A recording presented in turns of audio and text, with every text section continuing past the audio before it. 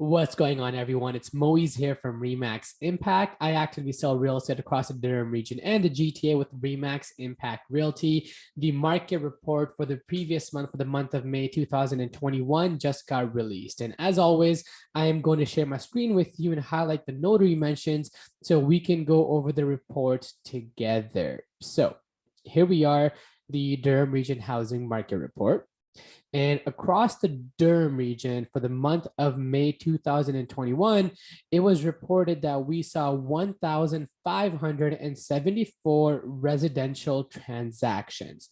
Now, this on a year-over-year basis is a record-breaking month from the same time last year. However, on a month-over-month basis, the Durham region sales did decrease slightly.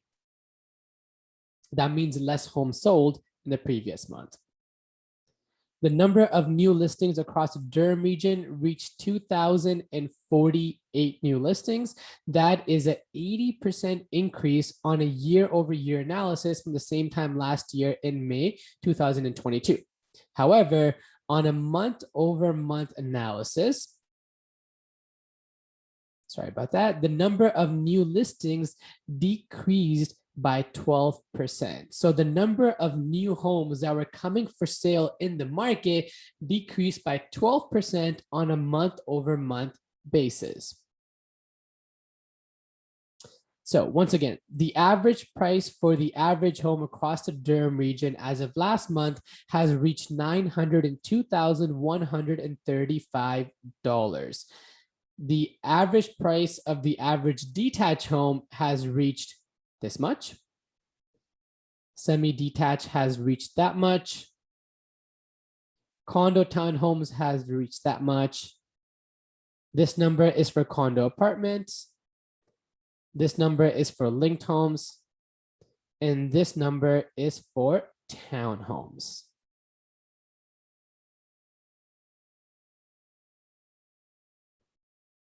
So the average days on market for the average home was 8 days. That means it took the average home took 8 days to sell. Now, keep in mind, guys, if you've been following me, I've been saying this very consistently that staying on the market for 8 days has been for strategic purposes. Because the market has been so active, homeowners are able to get offers on the first day, if not within hours of being on the market.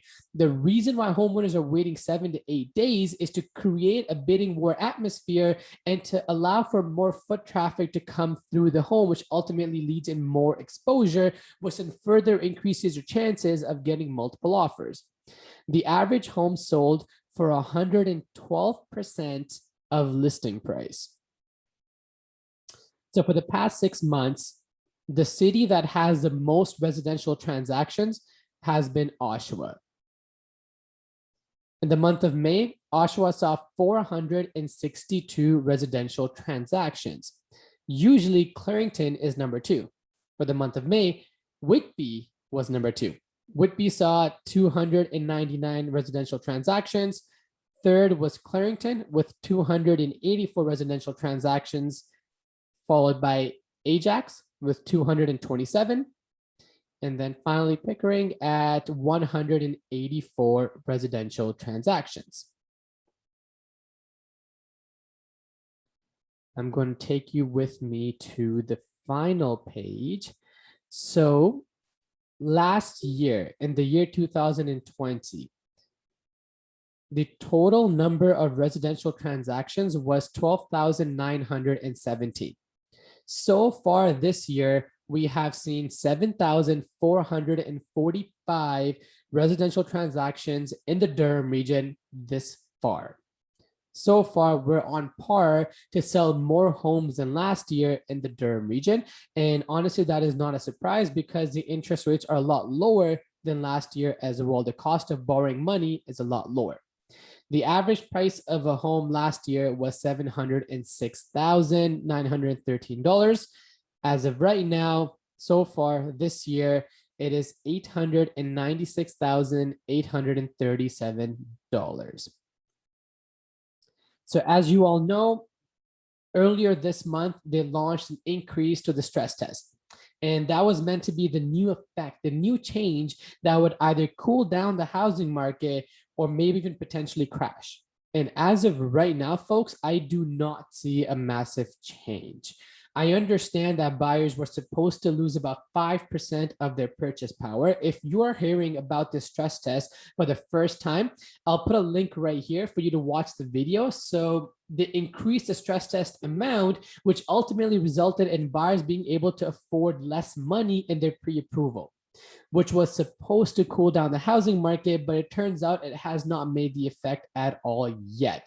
The way we see it, all the reports that I have available to me, it appears the interest rates will stay low for the remainder of the year. They might be amended or increased next year, later next year, that is, and it is anticipated that for majority of the remaining year, it will be a seller's market. But I want to stress that it is not a crazy seller's market.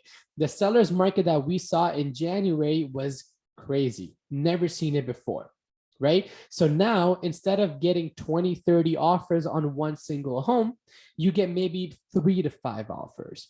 Instead of a buyer willing to pay $200,000, $300,000 above asking price, buyers only pay $100,000 above asking price.